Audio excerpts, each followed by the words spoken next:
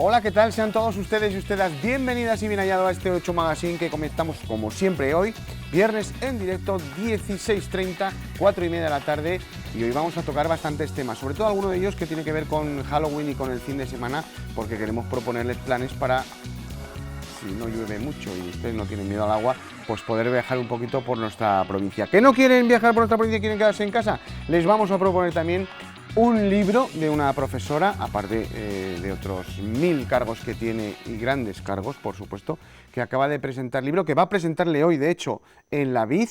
Luego les contamos por qué ha elegido ese sitio tan poco poblado para presentar su libro. Y también vamos a hablar con miembros del Rebolillo, de la finca, de esa danza ecuestre que hacen tan bonito durante todo el año, sobre todo casi siempre a favor del ACIL últimamente, porque se van de gira americana, como los grandes toreros, y vamos a querer saber por qué. También queremos entrar en ese puente de Rebolledillo, que tanto está dando mucho que hablar ahora, que es una de esas incorporaciones a la lista de Hispania Nostra, ese Puente Royales, y también queremos saberlo todo. Así que, si les apetece, quédense con nosotros y vamos a empezar con un poquito de miedo.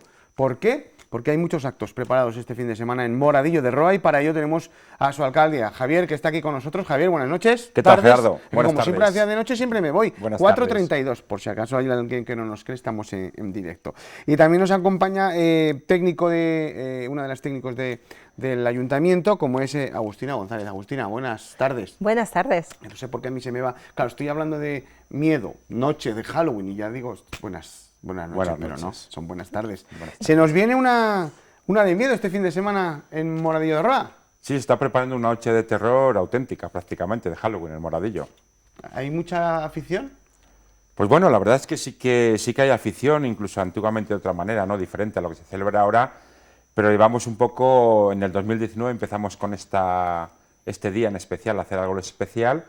Nos dejó tan buen sabor de boca. 2020 no lo pudimos realizar, nos hemos tirado a la piscina este año 2021, y la verdad es que la aceptación, yo no diría que ha sido total, ha sido un 200% de la gente de la comarca y de la provincia y de provincias limítrofes. Es un puente en el que acude mucha gente a Moradillo, de esa gente que vive fuera y aprovecha este puente, mucho niño. Evidentemente, Gerardo, es un puente muy, entre comillas, muy, por así decirlo, que siempre acude la gente a los pueblos, ¿no? Es el Día de Todos los Santos y la gente acude... Casi el último, ¿no?, del año, ¿no? Efectivamente.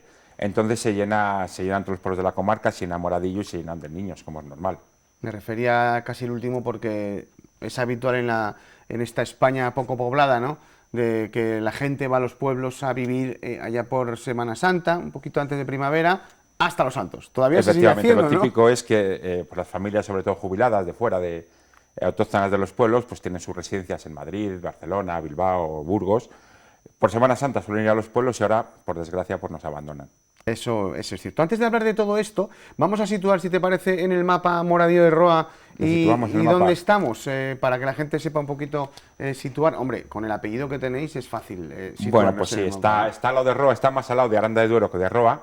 Justamente, como muchas veces hemos comentado, está en sur de la provincia de Burgos. Es el último pueblo de la provincia de Burgos, a tan solo una hora de donde estamos, de la capital de Burgos. Y bueno, Moradillo de Roa, pues últimamente tengo que decir, Gerardo, que tú sabes muy bien, no hay que situarle muy bien en el mapa porque con nuestra historia que tenemos ya de patrimonio histórico de bodegas y nuestros premios europeos, pues no solamente en la provincia, sino en todo el resto de España, incluso Europa, ya saben dónde se encuentra el puntito ese negro de Moradillo de Roa. ¿Y de qué se vive en Moradillo?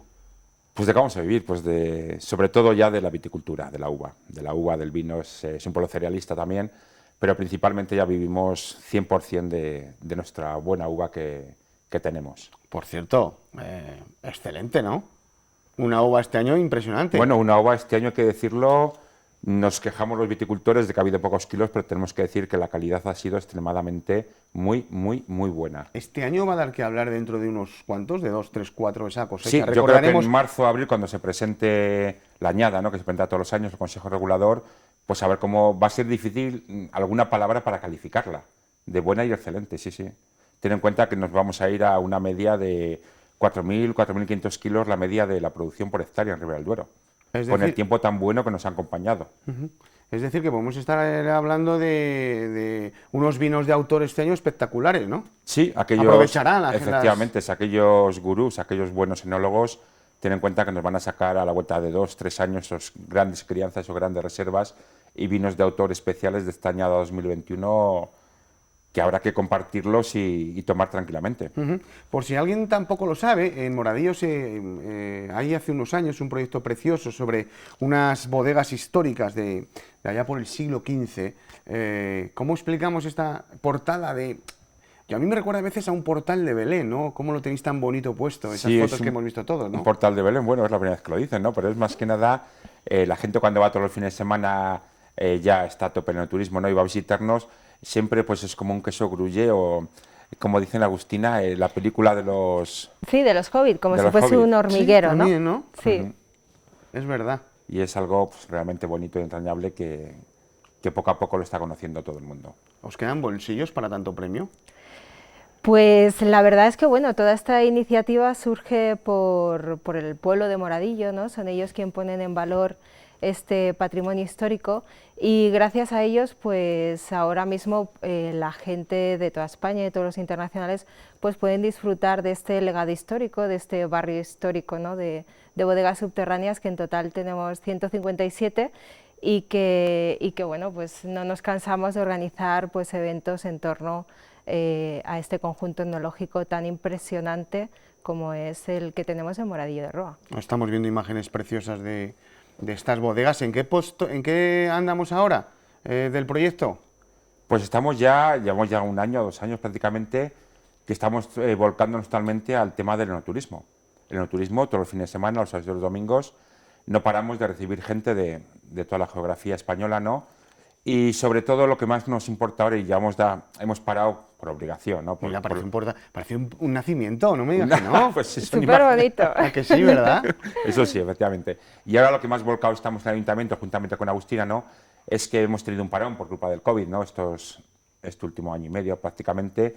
Y a nosotros lo que nos gusta realmente es, no decir todos los meses, pero sí cada 2 meses organizar diferentes eventos. Por ejemplo, ahora se ha organizado el evento de la visita del terror, juntamente con el cómic y relatos del terror, y luego durante el año pues hacemos eventos siempre relacionados con el cotarro, como con el vino, con la poesía, con el teatro, con la copla, bueno, cosas que parecen así pasajeras, que parecen tonterías, por así decirlo entre comillas, ¿no? Pero que nos damos cuenta que a nuestro público le gusta mucho y llenamos el portal de Belén, el cotarro, ¿no? Que Agustina, supongo que en Navidad ya estáis también metidos, ¿no? Porque 2 años parados hay que hacer cosas. Sí, la verdad es que bueno, nos ha tocado parar esos 2 meses, pero como es un conjunto etnológico que se puede visitar y es todo el entorno al aire libre, pues sí que es verdad que no nos ha faltado ese goteo de no turistas, ¿no? En busca pues de ese espacio al aire libre y sobre todo pues disfrutar de esta cultura del vino tan impresionante que tenemos en nuestra Ribera del Duero y que desde Moradillo es la pretensión, ¿no? Que se tiene fomentar pues ese legado histórico, ¿no? Esa cultura del vino pues tan arraigada que tenemos en nuestra tierra.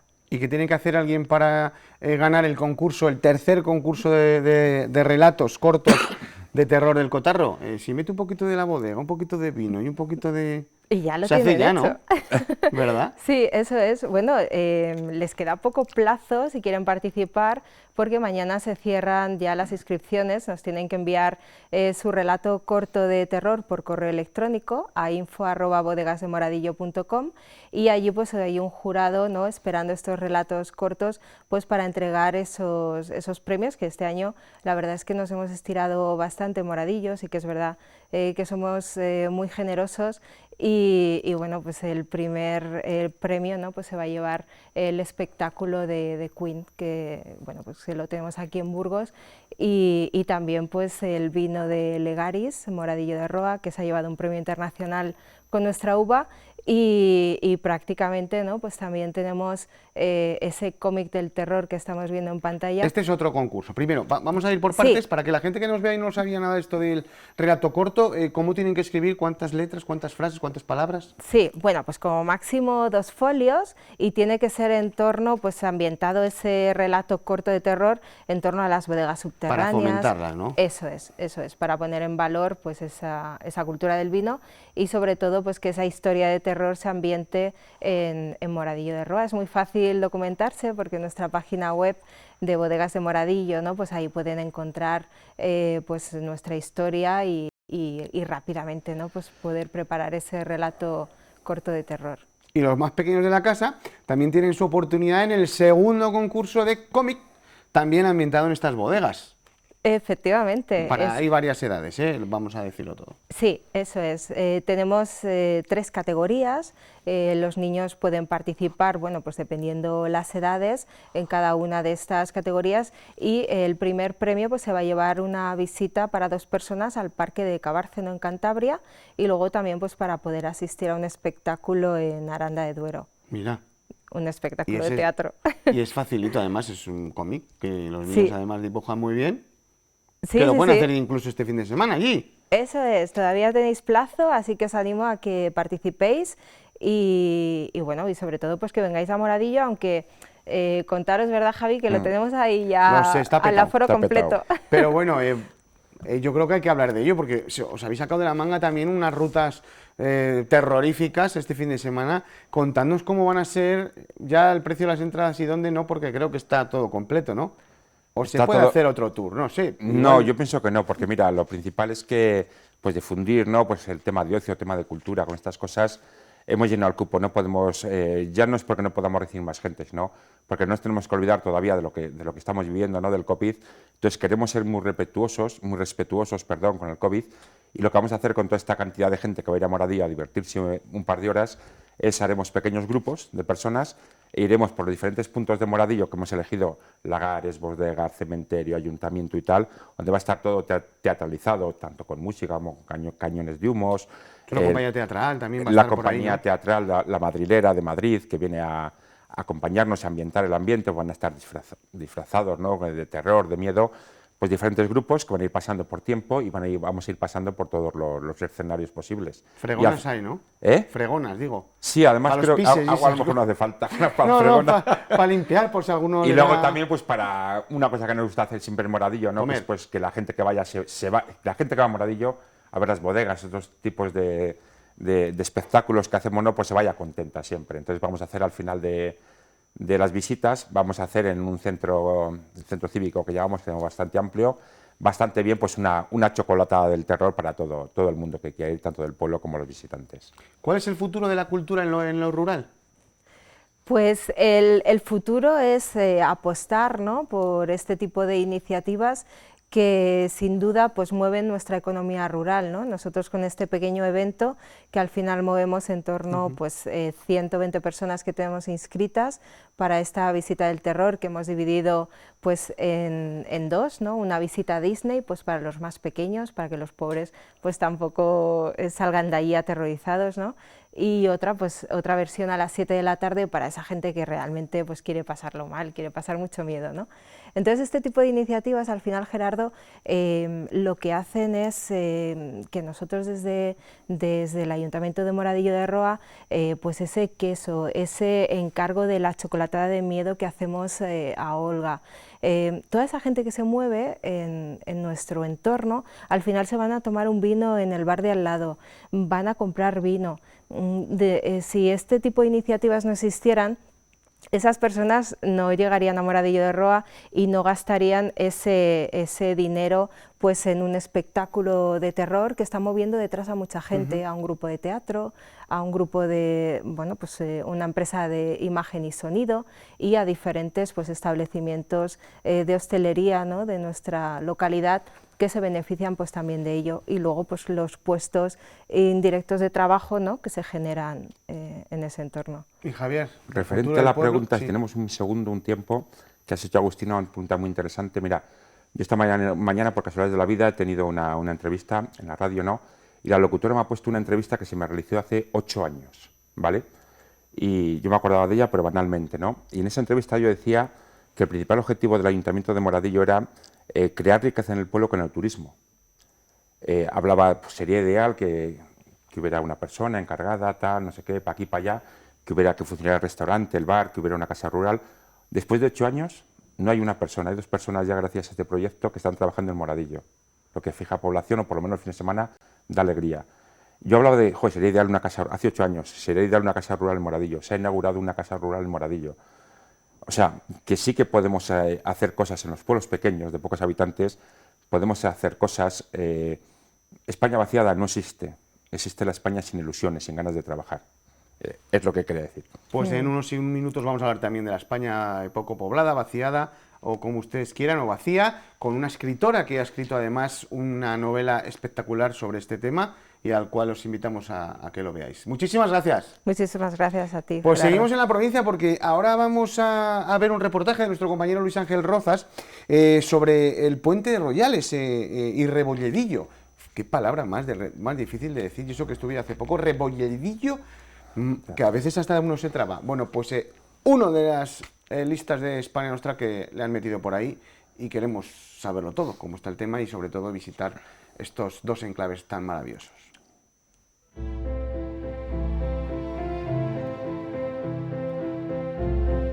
El rico patrimonio que atrae la provincia de Burgos puede ser un arma de doble filo. Supone un legado muy relevante: castillos, palacios, templos, obras de arte de un valor extraordinario que a su vez pueden eclipsar y condenar a la ruina a otros elementos que por el cambio de usos y costumbres o bien a causa de la despoblación que ha diezmado a sus pueblos, poco a poco van desapareciendo.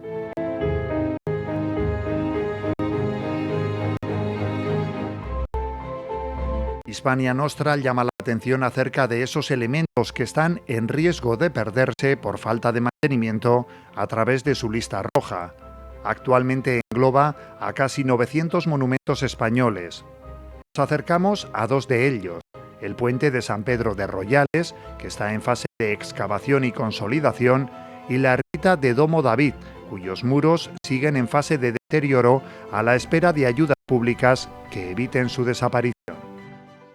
Dos ejes de actuación, en la excavación del yacimiento, de arqueología, para poner en valor cómo era el lugar, pero también no olvidarnos del objetivo fundamental, que es la consolidación y la conservación de los restos del puente de San Pedro de Royales. En la Edad Media tenía dos vocaciones claras. La primera era facilitar el tránsito de los peregrinos jacobeos que iban a Santiago. Y la segunda era el tránsito de mercancías. Si los organismos oficiales nos ayudan un poquito y tal, y nosotros pues intentar poner el tejado, porque si empezamos a dejar edificios, que se vayan cayendo la ermita, se va cayendo la iglesia, los pueblos, y la verdad que los pueblos tienen pocos votos y no importan demasiado, ¿sabes? Ese es el problema. En las afueras de Rebolledillo de la Orden, a punto de ser engullida por la vegetación y el olvido, nos encontramos con los restos de Nuestra Señora de Domo David. Como la mayor parte de las ermitas situadas en descampados, constituye el único elemento que se ha conservado de un despoblado que aparecía ya recogido en el becerro de las Beetrías. La ermita esta se llama Nuestra Señora de Domo David. Domo David, Domo Casa, Casa de David. Y también hay una zona que se llama Quintana. Quintana eran cruces de caminos, zonas de abastecimiento, época de romanos también. O sea que la zona esta de aquí lo llamaban así también. Puede ser, antigua es antigua, sí. Y pertenecía al pueblo que había aquí. Viene documentado el pueblo que se llama David, a 800 metros al sur de Rebolledillo de la Orden. Restos quedaron por ahí, tumbas y eso han seguido saliendo unos años más tarde y todo eso, sí, del pueblo que había por ahí. Esa pequeña aldea se cita también en el documento fundacional del monasterio de San Salvador de Oña y se estima que desapareció a mediados del siglo XIV. De una sola nave, la ermita de Domo David data del siglo XIII. De esa época, románico tardío, se conserva la cabecera semicircular e incluso la portada original, que fue cegada posteriormente, con arco de medio punto. El templo sufrió una profunda remodelación en el siglo XVII, cuando se amplió la nave y se construyó una nueva portada sobre la que figura la fecha en la que se concluyeron las obras. La ausencia de labores de mantenimiento ha provocado el estado de ruina actual. A principios del presente siglo hubo un proyecto para frenar su deterioro y dotarla de una nueva cubierta, pero la crisis económica se llevó también por delante esa posibilidad de recuperación. Estaba previsto arreglarlo ya hace varios años. Adeco Camino nos había concedido una subvención, se hizo un proyecto, un albañil que se hizo cargo de las obras y tal, con el presupuesto y todo para hacerlo, pero cuando llegó la crisis, pues todo se fue al garete. Y el problema que, como veis, es que lo están expoliando, no están dejando nada. Están dejándolo esto sin nada. Es una pena. Alguna pintura que quedaba en la pared y alguna cosilla, pues eso ha desaparecido ya. Si se hubiese hecho en su momento, Entonces solamente se hicieron las obras que se habían comenzado a realizar, y todos los proyectos nos dijeron que quedaban paralizados y no se iban a hacer. El problema yo creo que principal fue cuando se hizo la carretera y cuando dinamitaron ahí. Dinamitaron, se rompió algo de la estructura y tal, se arregló, pero ya a partir de ahí yo creo que fue en picado. Habría sido el momento de igual haberle hecho un trabajo, pero claro, digamos que el arzobispado y organismos oficiales pues tampoco, para las ermitas las han dejado un poco ahí, las iglesias algo, pero las ermitas se han quedado un poco apartadas de la mano de Dios, nunca mejor dicho, y es lo que pasó. Se ha ido cayendo y aquí estamos. Y el problema es eso, que lo han expoliado todo, se lo han llevado todo, tablas, todo el altar, no han dejado nada. El año pasado que entré yo, porque había visto un coche y tal, quedaba parte del altar y eso, o hace 2 años. Y ahora veo que ya no queda ni altar, ni queda la parte frontal del altar, ni las tablas del techo, ha desaparecido todo. Y sí, es una pena. Pero los vecinos de Rebolledillo no se dan por vencidos. Desde esa pequeña localidad, situada en el extremo oeste de la provincia de Burgos, limitando ya con Palencia, piden a las administraciones públicas su colaboración para evitar la desaparición de la ermita. Intentar a ver si de alguna manera podemos hacer algo. Si los organismos oficiales nos ayudan un poquito y tal, y nosotros pues intentar poner el tejado, porque si empezamos a dejar edificios, que se vayan cayendo la ermita, se va cayendo la iglesia, los pueblos, y la verdad que los pueblos tienen pocos votos y no importan demasiado, ¿sabes? Ese es el problema. Quieren poder legar a las generaciones futuras un patrimonio que para ellos es importante, la ermita de Nuestra Señora de Domo David, donde sus antepasados, hace ya algunas décadas, celebraban anualmente una romería. Sí, se venían una vez al año, no recuerdo exactamente cuándo, y yo me acuerdo que éramos aquí, venían con los bártulos del cura y tal, y veníamos aquí a decir misa, sí, aquí a la ermita. También en los límites entre Burgos y Palencia, un poco más al sur, nos encontramos con los restos de lo que en su día fue un gran puente dotado de 8 ojos para poder atravesar el río Pisuerga. En la orilla burgalesa, Valtierra. En la palentina, Olmos, 2 localidades que llevan como apellido precisamente a ese curso fluvial. Es muy escasa la documentación que se refiere a esta infraestructura que ya en el siglo XVIII estaba en estado de ruina y que tuvo un intento de restauración que no se llegó a ejecutar.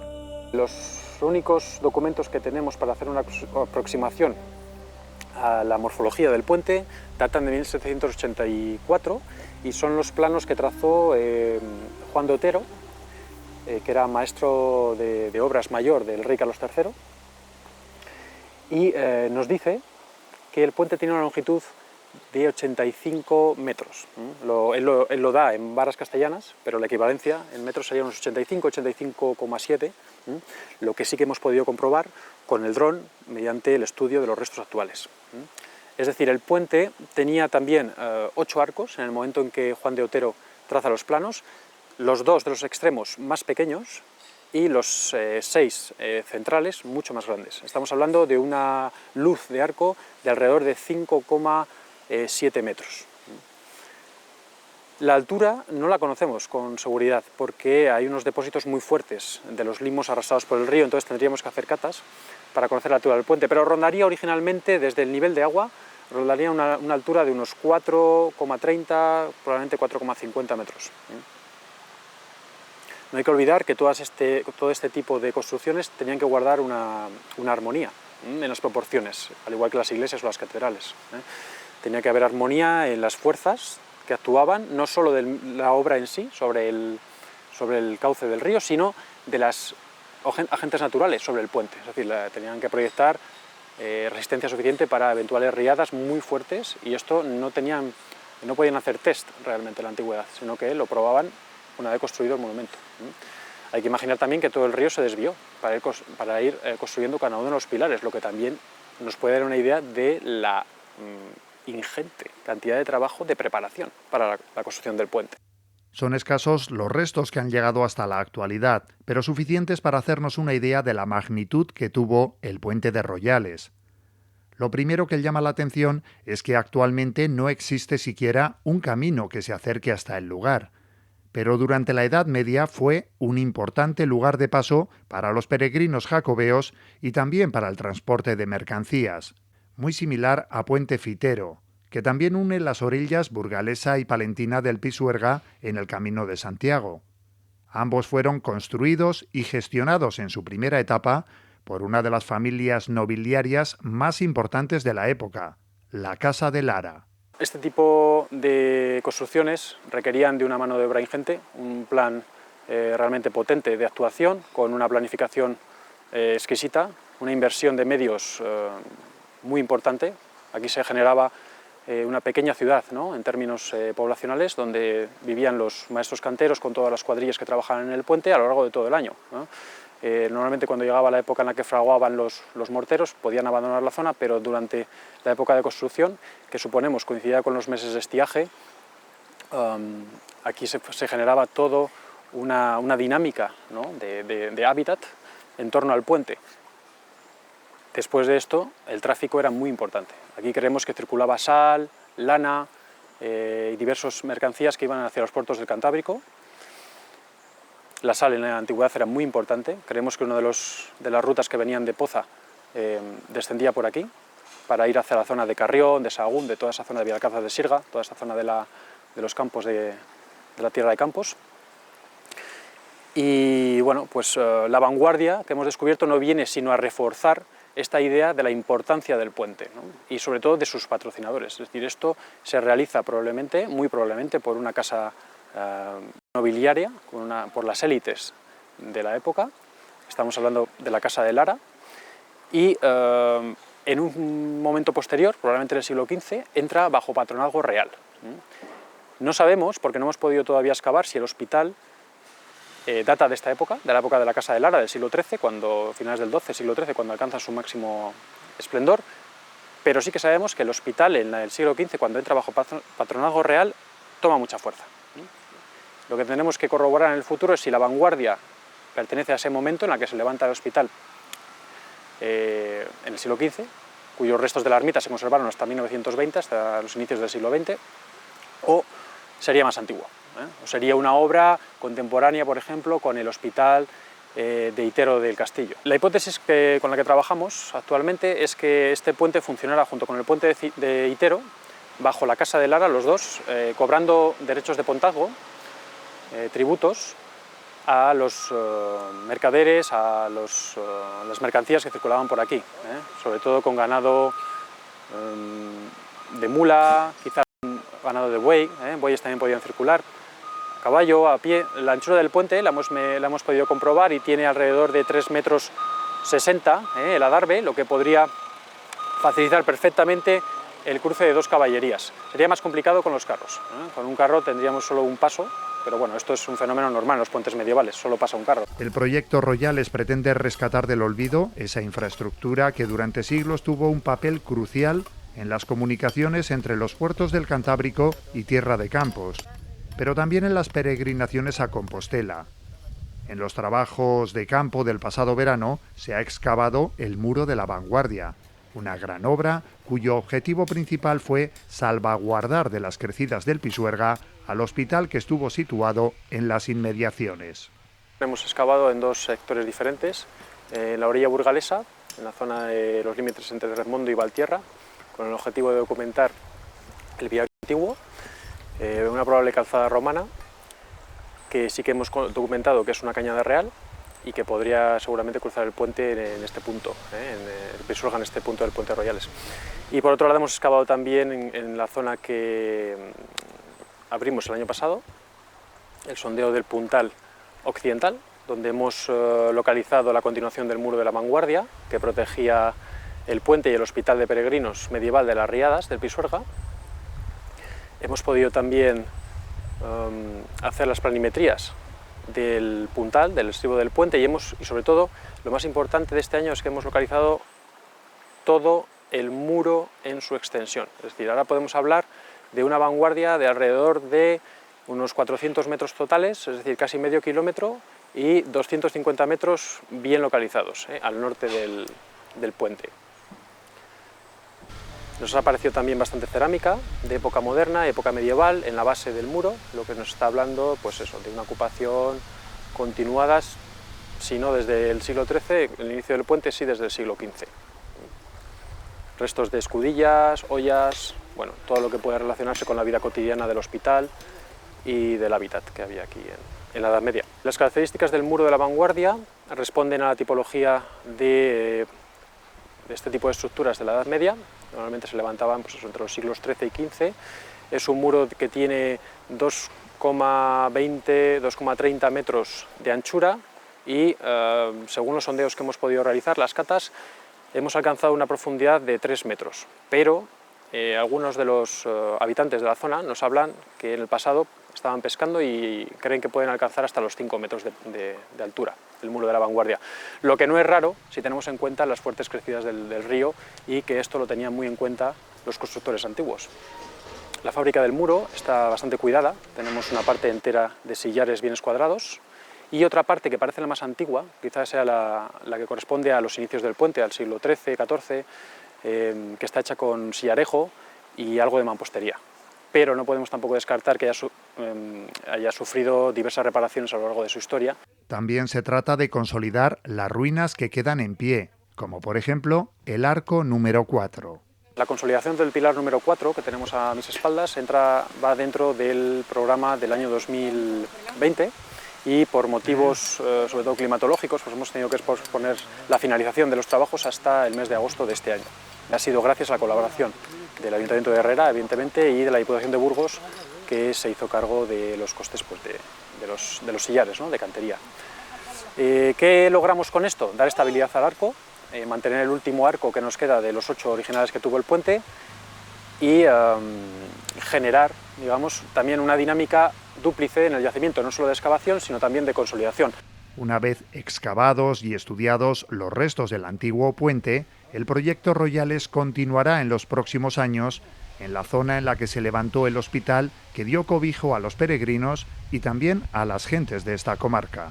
En actuaciones futuras, porque el proyecto Royales no hay que olvidar que tiene vigencia hasta el año 2024 y mientras podamos actuar con subvenciones y la ayuda que nos están prestando las administraciones locales, podremos explorar la zona del hospital, que estaba contigua al puente, unos metros más al oeste, ya casi sobre el camino a Olmos, y queremos documentar, uno, el estado actual de los restos de la ermita y del hospital de peregrinos medieval, y dos, también la cronología que tiene este hospital.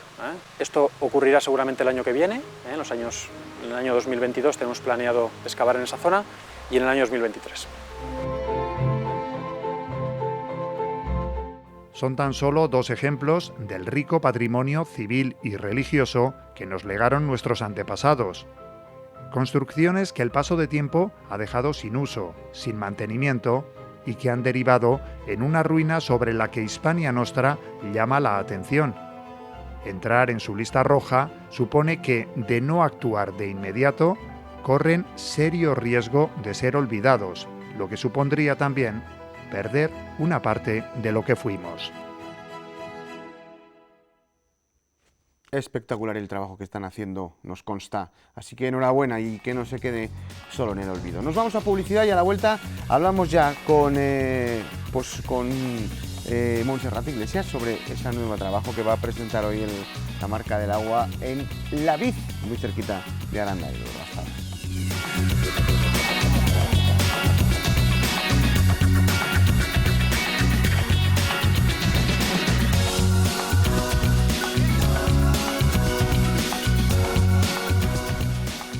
Pues seguimos en directo con todos ustedes, 5 y 11 minutos y es la hora ya de conectar en directo pues con Montserrat Iglesias, autora de la marca del agua, entre otros trabajos, que se presentó la semana pasada en La Vid. Y sobre este tema de La Vid, ese pueblo poco poblado, pues vamos a hablar un poquito con Montserrat. Montserrat, buenas tardes.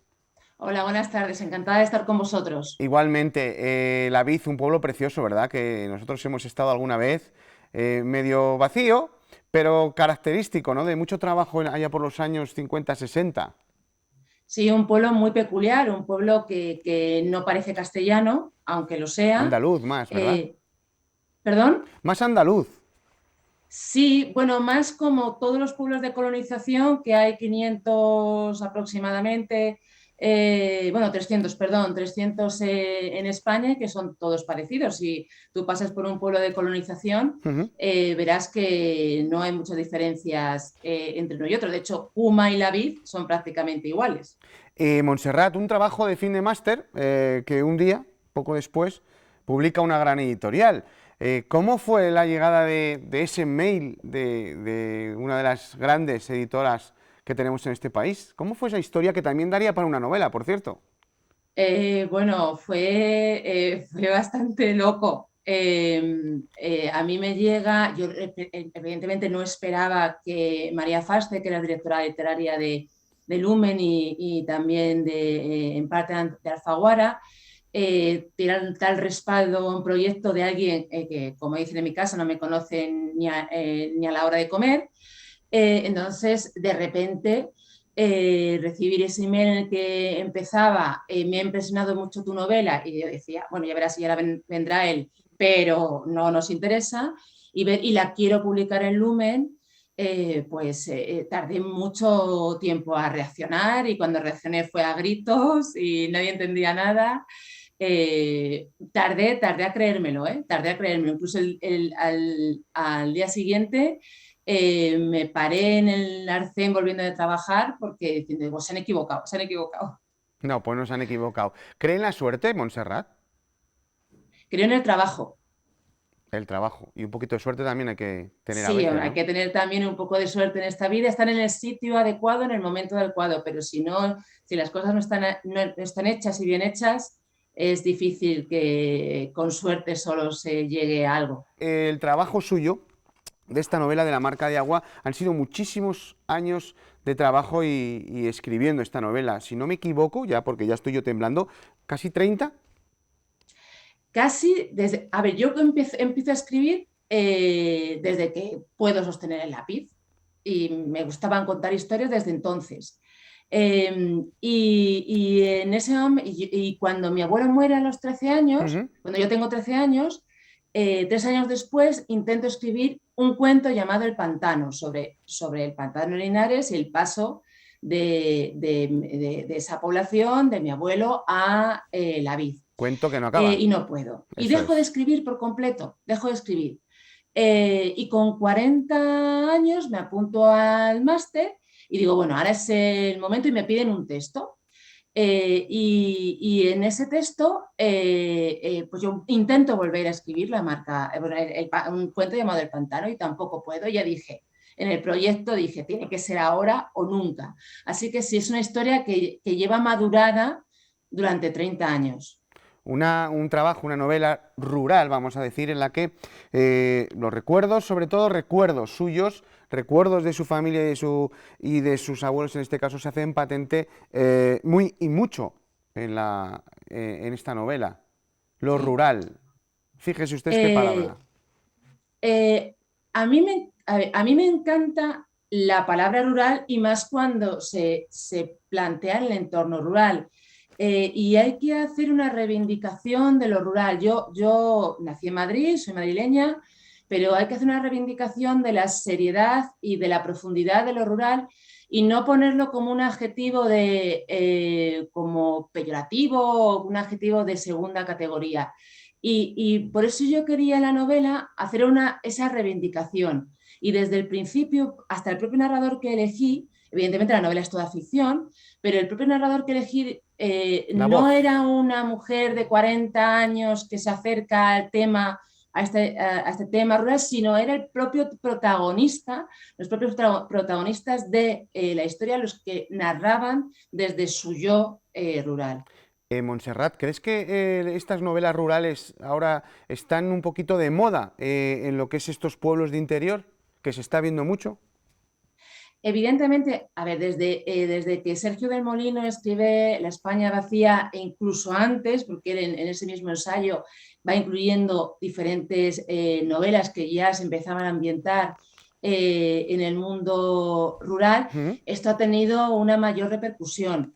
Pero yo creo que es más un esfuerzo que tenemos esta generación, parte de mi generación, por el arraigo y por la pertenencia. Y es muy difícil encontrar ese arraigo y esa pertenencia en las grandes ciudades. Y entonces la buscamos, esa identidad, la buscamos en la identidad de los nuestros, de nuestros antepasados, de nuestros abuelos, de nuestros padres. Y creo que es esa búsqueda que es de mi generación lo que lleva a generaciones anteriores y lo que lleva a lo rural. Porque la España de hace unas décadas era rural. Sí, sí, hay una línea entre los años 50 y 60, entre lo que es el pueblo, la aldea de montaña y la gran ciudad. En esta novela también vamos a ver el porqué de esa franja, esa pequeña línea, ese fino estilete que hay entre esas décadas. Vamos a ver justo el cambio porque la vid es el producto de un doble desarraigo. De un primer desarraigo, que es el paso de Linares a la vid, que para la gente de aquella época, que su mundo se reducía a 20 kilómetros a la redonda, era un cambio abismal, porque ellos pensaban que podrían legar Linares, que podrían legar su pueblo a sus hijos y a sus nietos como lo habían recibido de sus tatarabuelos, sus bisabuelos, sí, y sus abuelos y sus padres. Y entonces luego tenemos otro segundo desarraigo, que es el que va de la vid a la ciudad, porque en apenas 10, 15 años sí, sí. La mayoría de esos habitantes también tuvieron que emigrar. Entonces es una doble marca, y lo que vemos es esa primera marca, la del paso de Linares a la vid. Y en la marca de agua se hace bastantes preguntas, como por ejemplo, a ver, leo aquí, ¿quiénes somos? ¿Qué nos define la realidad? ¿Somos lo que nos ven los demás? ¿Somos lo que amamos? ¿Se puede decir que esa es su propia marca ya?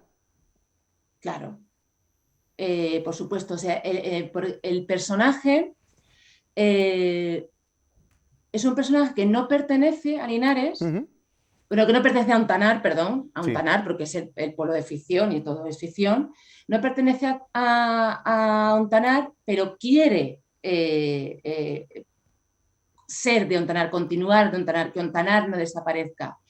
Y eso es lo que le hace tener ese sufrimiento y lo que le marca y lo que le condiciona. Yo, que estoy todos los días en los pueblos, todas las semanas, viajo mucho por el tema de un programa que hago de los pueblos de Burgos. Para usted me gustaría saber su opinión. ¿Es una España vacía? ¿Es una España vaciada? ¿O es una España poco poblada, como me gusta a mí llamarla? Es muy difícil. Es una poco poblada, sí, se podría plantear que mejor que vacía o vaciada, poco poblada. Yo creo que cuando se utiliza vacía, vaciada, lo que se intenta incidir es en el hecho de que está demasiado despoblada y demasiado olvidada, quizás. O sea, no está, no está lo suficientemente apreciada.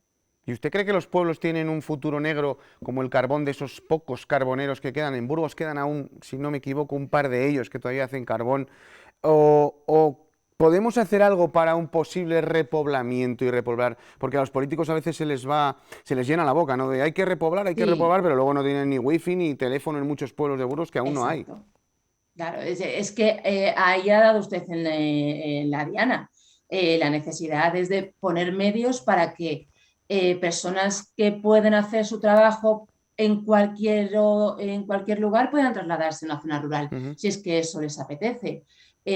Con medios sería más fácil tener una repoblación, porque yo creo que sí que hay un deseo por parte de la sociedad de hacer el camino de vuelta. Sí. Y vamos ahora ya, porque usted ha venido aquí también a hablar de su libro. Todo comienza en una piedra, 10 centímetros de esa piedra, en lo que es vamos a decir, el inicio del fin de Ontanar. ¿Qué cuenta la marca del agua?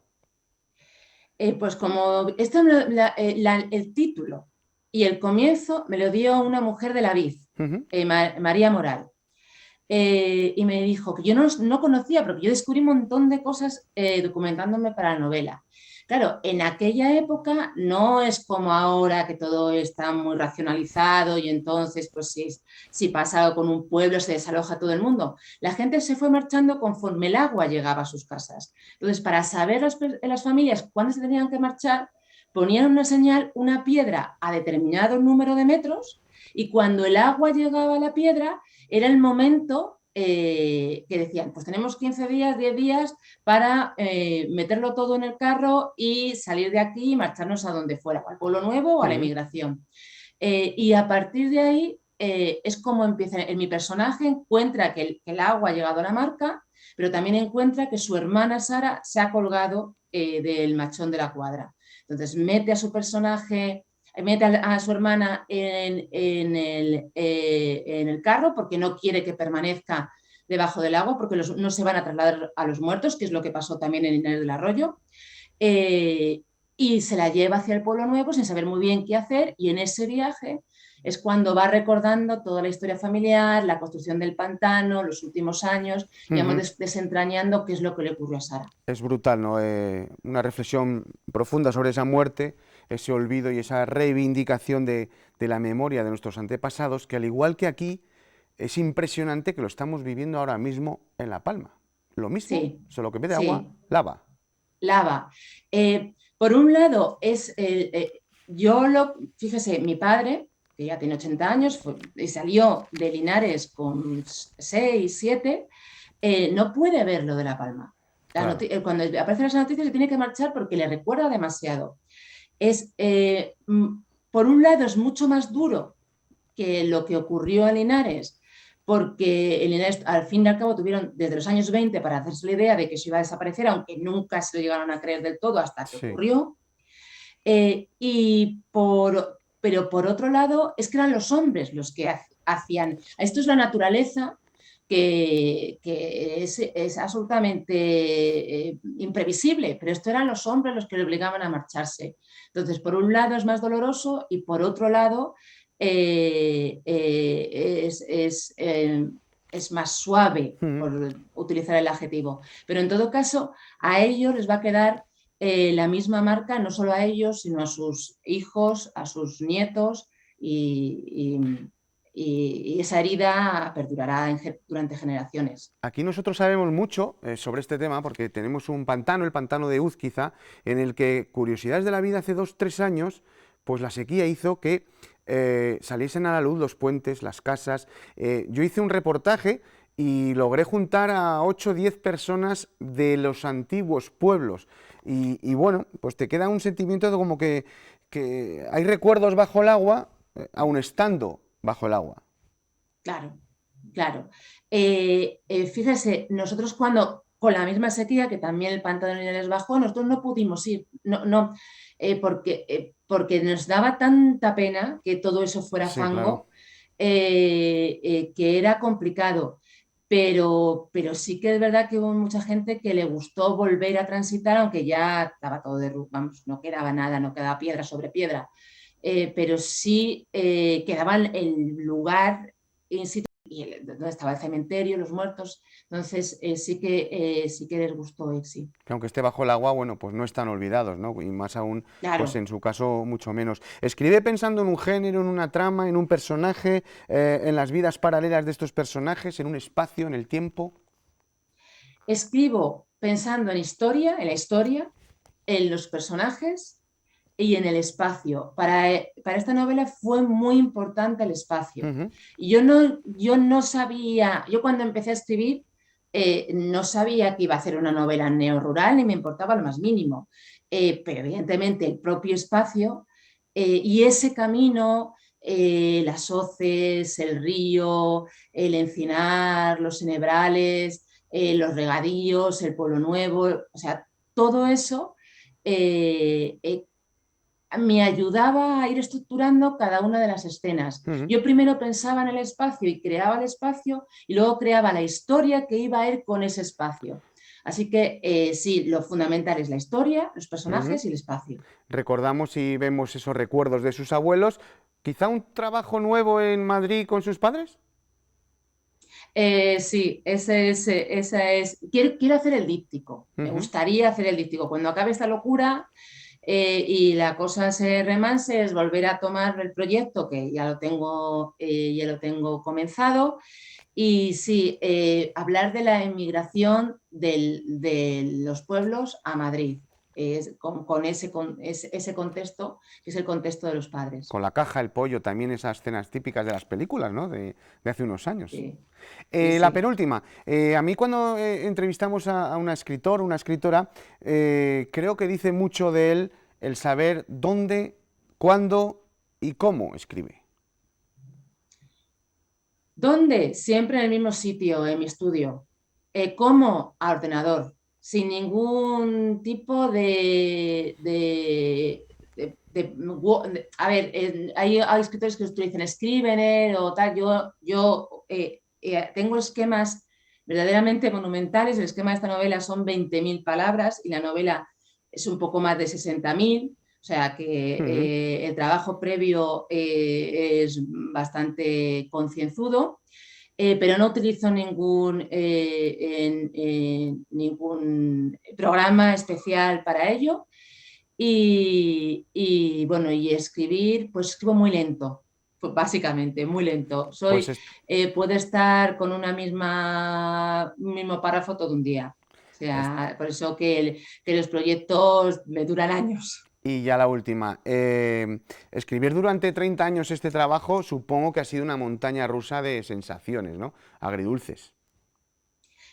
Bueno, escribir este trabajo fue ese año y medio. Bueno, sí, O sea, sí, pero la historia. 30...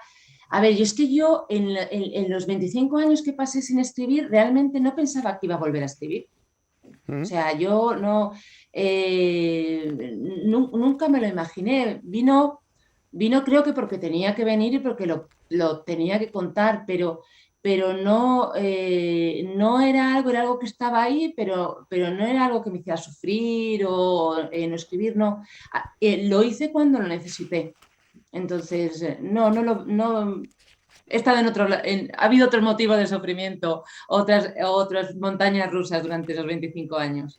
Pues Montserrat, disculpe el lapsus de su tocaya, del currículum de su tocaya, y creo que ha sido un placer estar con usted y hablar de lo que más nos gusta a nosotros, que es nuestro orgullo rural. Pues encantada de hablar con ustedes, ha sido un auténtico placer. Suerte con la novela, muchísimas gracias. Gracias. Nosotros nos vamos ahora unos minutitos a publicidad y a la vuelta hablamos de cómo bailan los caballos. Poesía pura.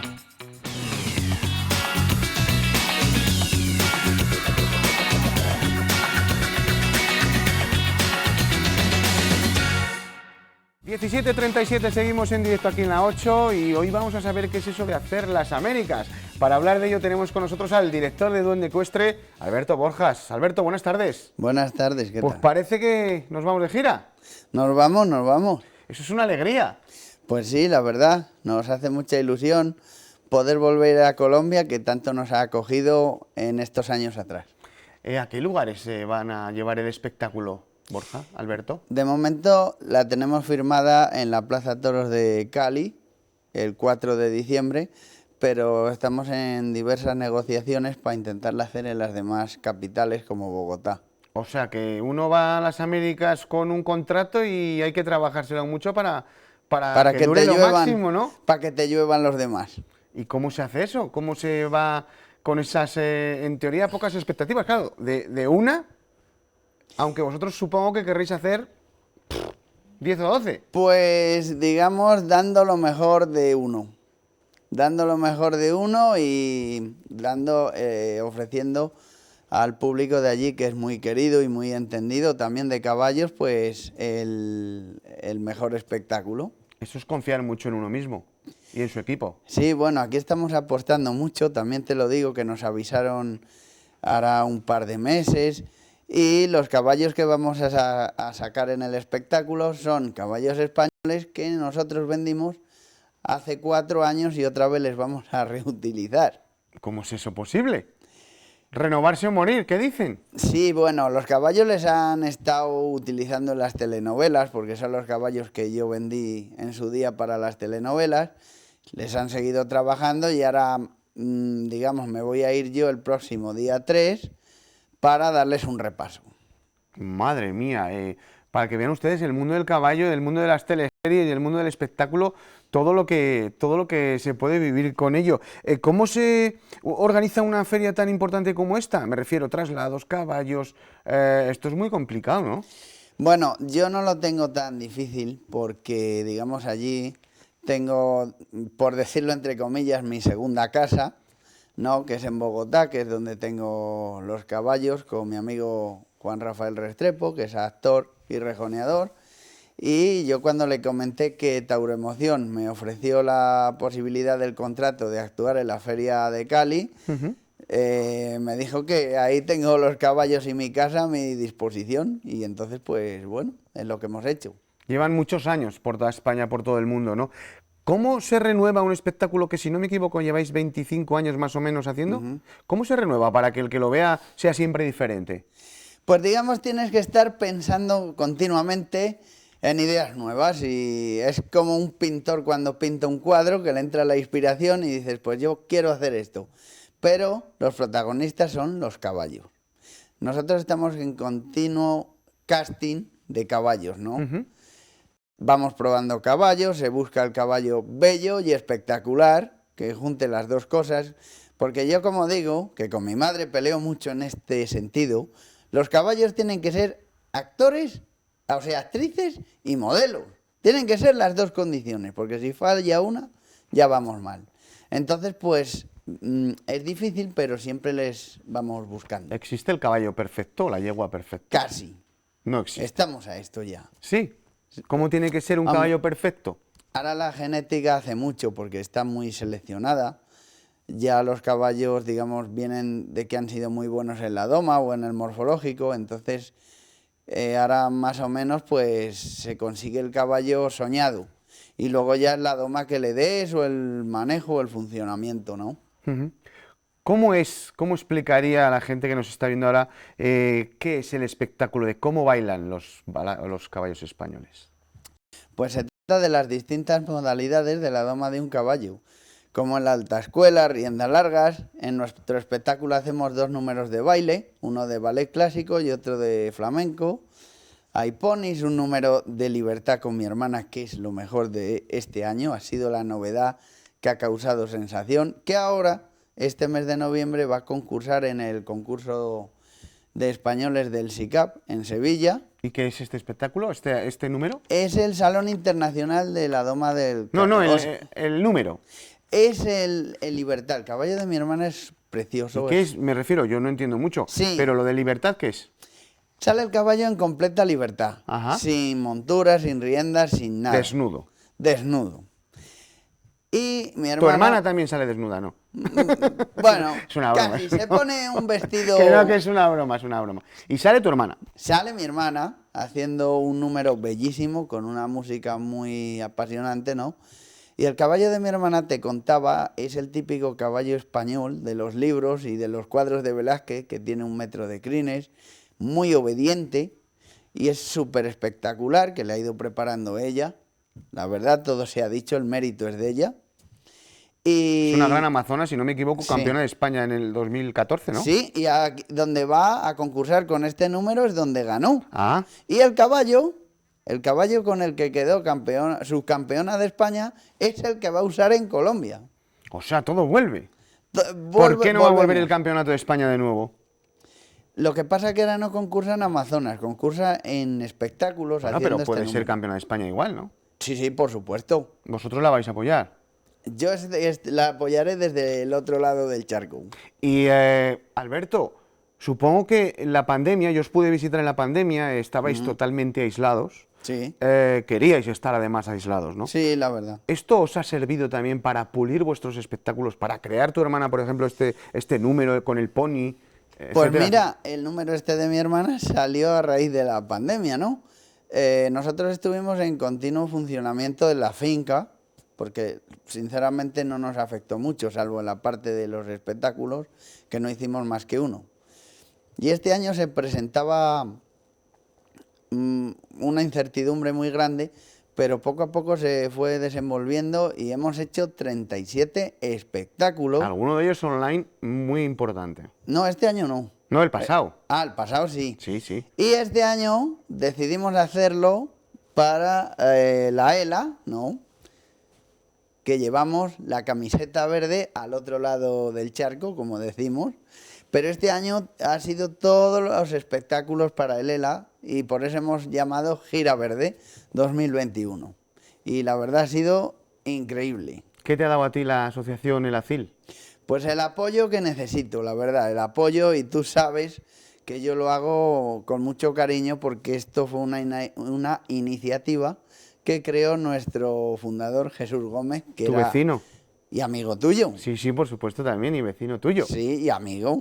Claro que sí. Entonces, pues, tanto que luchó este hombre, pues queremos seguir su legado. Y devolverlo, ¿no? Y devolverlo. Y como ellos me llaman el embajador de la ELA, pues nunca mejor dicho, vamos a hacerlo ahora. ¿Quiénes forman parte de este espectáculo? ¿Qué caballos? ¿Qué...? ¿Pero aquí o en Colombia? En Colombia, estamos ahora con la gira. Sí. Gira que todo va en beneficio de la ELA, ¿eh? Sí, en Colombia, digamos, no va a ser el espectáculo para el ELA, pero sí una parte de mi salario va a ir para el ELA. Mira qué bien. ¡Hala! De hecho, en el espectáculo se sortearán 5 camisetas como esta, como lo hemos hecho en cada espectáculo. Que hemos sorteado más de 200 camisetas. Es una locura. No, es verdad, es verdad. ¿Y qué tipo de caballos los que tenéis allí en las cuadras de Colombia, no? Son pura raza español. Lo que vamos a tratar de hacer es plasmar el espectáculo de aquí de España ¿Sí? allá. ¿Lo van a entender? Porque lo intentaremos. español es muy nuestro, ¿no? Hablamos del Sí. baile, del flamenco, de los caballos, puras Sí. razas españoles. Allá también son pura raza españoles, como bien te he dicho, que se llevaron hace 4 años. Sí. Sí, y los que tenemos aquí también son pura raza española, la gran mayoría. Por eso el espectáculo se llama Cómo bailan los caballos españoles. El nombre me parece precioso, ¿eh? Sí, Del espectáculo. la muy verdad poético. es muy patriota. Es verdad. ¿Y cómo es un día en la finca de los Rebolillos? Buah, Un día normal. un día normal, digamos, es una auténtica locura, porque tú sabes que allí viene mucha gente y todo el rato pues está mi hermano entrenando o bien para el toreo con los potros nuevos, mi hermana también está por ahí danzando, gente que viene a comprar caballos o a vendernos, en fin. Como dice un amigo mío que se llama Jorge, es el centro de terapias. ¿Y cómo es la cría de un caballo? Hablamos de una cría de un caballo de estas características, ¿no? Que sirven para el top, espectáculo top. Pues digamos, es como te he dicho anteriormente, se basa un poco en los orígenes, ¿no? Tienes que buscar una serie de caballos y yeguas que han funcionado, tanto en doma como en morfológico, y ahí pues puedes ir jugando un poco a sacar el caballo perfecto. Que no hay, Que 2 y 2 no son 4. Por eso. Pero bueno, se trata. ¿Cuánto puede, he hablado de tiempo, ¿eh? ¿Cuánto puede costar tener un caballo listo? ¿3 años, 2, 3 años? Ya los caballos empiezan a montar con 3 y 4 años, ¿vale? Y de ahí, hasta que le sacas a la plaza, igual se sale en año y medio, 2 años, dándose bien. Día a día, casi, ¿no?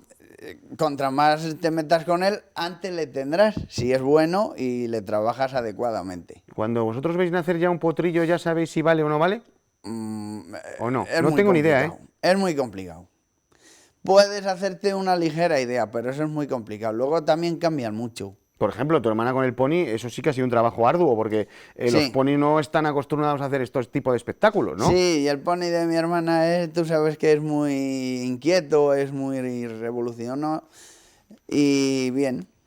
Bien, ¿y cómo ven esta temporada nueva que está al caer? Ya para terminar, Alberto, ¿cómo la veis? Si es que veis el futuro, ¿veis? Sí, yo la verdad estoy muy ilusionado con el 2022 porque este año hemos dejado buen sabor de boca en todas las plazas que hemos ido y hay empresarios que otra vez me quieren contratar, ¿no? Porque esta gira la he organizado yo, no me han contratado, la he organizado yo. Pero ahora me quieren contratar. Entonces yo creo que el 2022 va a ser un año bastante bueno. Pues ya nos contarás. Muchísima suerte en esta gira americana y que no sea una, sino que sean por lo menos un par de docenas de espectáculos que hagáis por allá. Esperemos. Muchísimas gracias. A ti. Vamos a ver cómo viene el tiempo. Ya les digo que viene agua y sobre todo de cara al lunes, bajada notable de las temperaturas.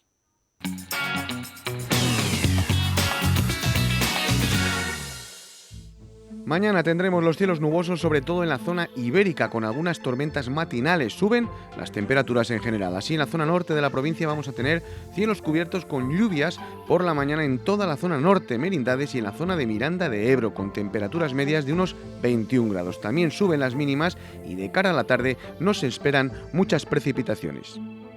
En la zona del Valle de Oca y de la Bureba también vamos a tener un tiempo muy parecido al de la zona norte, sin mucho más que destacar. Ambiente suave. Ya en el Alfoz y en la capital, cielos cubiertos todo el día con lloviznas débiles, sobre todo en la primera mitad del día y con temperaturas en torno a los 20 grados y a los 9 de mínimas. En la cuenca de la Arlanza, en la comarca de Lodra, Pisuerga y en general en la parte sur de la provincia vamos a tener un tiempo desagradable en la primera mitad del día con chubascos generalizados. Eso sí, las temperaturas durante toda la jornada serán bastante agradables. Por último, como ven, en la Sierra de la Demanda también hay mucha posibilidad de lluvias débiles por la mañana y con el termómetro girando entre los 19 grados y los 7 de mínima. En resumen, mañana en la capital tendremos un día con lluvias débiles durante la primera mitad del día y de cara a la noche. También el ambiente será bastante suave. Y de cara a los próximos días, el tiempo se complica con más lluvias, eso sí, débiles. Y ojo, porque habrá una bajada notable de las temperaturas.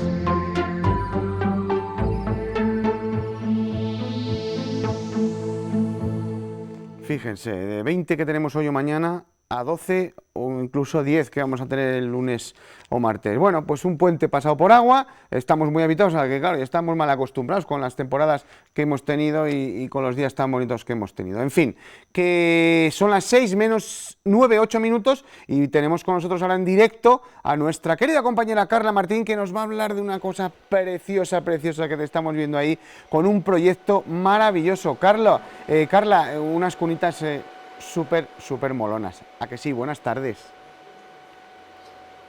Muy buenas, eso es, unas cunas climatizadas. Me tienes a mí, Gerardo, pero aquí no tenemos a nuestro invitado que se me ha ido. Javier, por favor. No pasa nada, me puedes entrevistar a mí si quieres. No me dejes aquí sola. Si quieres entrevistarme a mí, me entrevistas, sí. A ti ya te tengo muy visto, Gerardo. Te presento a Javier Tapia, que es el responsable de este proyecto en Burgos. Muy buenas, Javier.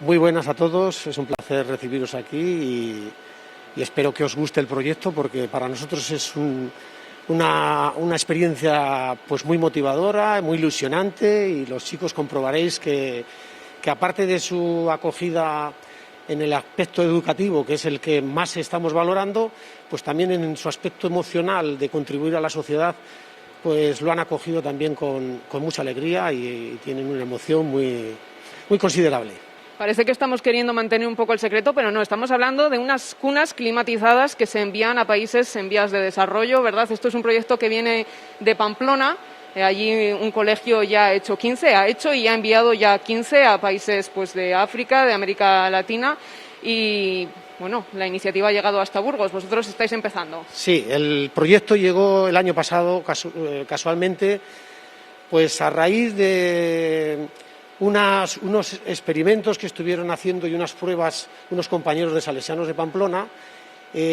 respecto a unos respiradores cuando con las fechas más álgidas del confinamiento, en el mes de marzo, empezaron a hacer una serie de respiradores que luego no llegaron a colmo porque las agencias del medicamento pues no los dieron como válidos porque tienen que pasar una serie de controles y demás. La misma ONG y el mismo técnico, que es un colaborador con una ONG que se llama Medical Open World en Pamplona, ese ingeniero electrónico pues se encontró allí en la ONG pues con unos planos de lo que serían estas incubadoras. Y entonces a continuación a nuestros compañeros de Salesianos Pamplona pues les dijo, oye, necesitamos a alguien que nos fabrique esto en plan voluntariado, en plan barato, pues porque lo donaríamos a ONGs y lógicamente tiene un fin social pues para países en el tercer mundo donde tristemente pues no existen las incubadoras que tenemos en el primer mundo. A diferencia de nuestras incubadoras, que tienen unos precios que rondan entre los 10.000 y los 50.000 euros, pues lógicamente este proyecto en lo que es el coste de materia prima pues viene a suponer unos 350 euros. Entonces Pablo Sánchez en concreto se reunió con Alfonso Gordillo, que fue... Vamos a pasar por aquí, Javier, para que terminas de contarnos esto y también para que nos expliques de qué materiales está hecho, ya que lo tenemos aquí en la mesita. Los materiales, la idea fue básicamente que fuesen ligeros, porque lógicamente hay que llevarlos y transportarlos no solo al tercer mundo, sino que dentro de esas localidades, de esas aldeas, de esas zonas selváticas, que muchas de ellas han terminado, ahora hablaremos de ello, en zonas de la selva, que las puedan transportar. La idea inicial, lógicamente, surge pensando en que hay muchas aldeas donde los bebés neonatos que pudieran nacer con menos de 3 kilos, las posibilidades de vida, de salir a flote, son muy remotas. Se estima aproximadamente que de cada 10 niños que nacen con menos de 2 kilos en el tercer mundo, fallecen 9. O sea, allí prácticamente les desconsideran. En cuanto hay un niño prematuro, dan por hecho que es muerte segura. Y entonces esta ONG, que mediante Pablo que fue un poco el gran pionero, digamos, que llegó a Salesianos Pamplona y puso todo esto en marcha, pues resulta que ya hemos comprobado, está ya testadas. Antes de llevarlas, las testa él, que es un ingeniero electrónico, porque el gran secreto lo veremos ahora que está en la electrónica de la máquina. Por suerte ahora aquí no podemos disponer de ella, pero controla, digamos, esos parámetros que hacen falta básicos en una cuna climática o en una incubadora que pudiéramos decir, ¿no? Es decir, la humedad tiene que estar controlada, tiene que estar controlada la temperatura y la ictericia, que la ictericia viene a ser un poco la cadencia o la subida de bilirrubina que sufre un bebé también prematuro, aparece sobre todo en coloraciones amarillentas, y entonces para eso se le da un tratamiento de fototerapia, y por eso la cuna necesita una alimentación eléctrica y tiene unos LED con una iluminación especial para bajar esa bilirrubina que mediante fototerapia que decía anteriormente, ¿no? Entonces, en ese sentido, el éxito ha sido abrumador. Ahora mismo esas 15 cunas que partieron al tercer mundo se encuentran pues en países como Camerún, en Senegal, en Cabo Verde, en Mozambique. En lo que es América están una o dos en Bolivia. La de Bolivia, por ejemplo, llama la atención porque va montada en una barca. Es en una zona digamos, selvática. Y entonces dicha barca, la ventaja que tiene de poderla mover, que por eso los agarraderos que veis ahí es para poderla transportar, bien, la placa electrónica puede conectarse a 12 voltios, ese es el secreto de la máquina. Me vas a permitir, sí, Javier, que te corte, pero es que tenemos muy poco tiempo ya y nos has dicho tú mismo que los protagonistas son los alumnos, entonces quiero que salgan ellos también. Hola, muy buenas. Hola. Cuéntanos, ¿qué supone para vosotros hacer un proyecto tan solidario como este? Pues te sientes bien, ¿no? Porque por una parte pues aportas tu granito de arena pues para ayudar a esos bebés a que salgan adelante. Y es un gran proyecto que al fin y al cabo te ayuda para empezar nuestras prácticas y a aprender y a familiarizarnos con esto. Porque vosotros normalmente en este ciclo, ¿qué soléis hacer? Cosas muy diferentes a esto. Sí, solemos fabricar más pues con aceros, y no estamos tan familiarizados pues con este tipo de plásticos, ya que se comportan totalmente diferentes. Muy bien, pues oye, muchas gracias por hacer este tipo de proyectos. Gerardo, ¿qué te parece? Solidaridad y formación unidas por los niños, bueno, para que salgan adelante los pequeños neonatos. Me parece algo brutal y estaba yo pensando para mis adentros que qué maravilloso es el ser humano, aunque haya un puñado de desgraciados por el mundo, pero que estas cosas le hacen al ser humano mucho más grande, ¿verdad? Esto es a la gente que hay que dar voz y no tanto a los que dan un poco por ahí. A los políticos, ¿no? Bueno, ya lo he dicho yo. Yo no he dicho nada. Vale, ya lo he dicho yo, ya lo he dicho yo. Carla, muchísimas gracias y buen puente que te lo has ganado y además de puente a puente que te vas a tirar unos días de corriente. Un puentazo, sí, sí. Chao, pescado, adiós. Pues esta era Venga, la muchas conexión gracias, en directo que hemos tenido con estos alumnos y este proyecto tan bonito, tan hermoso. Y nada, que nosotros también nos vamos a ir de puente. Ha sido un placer enorme estar con todos ustedes durante estos días. Y nada, sean felices durante el puente, bajo el agua, eso sí, pero disfrútenlo como se merecen. Chao, pescado. Adiós.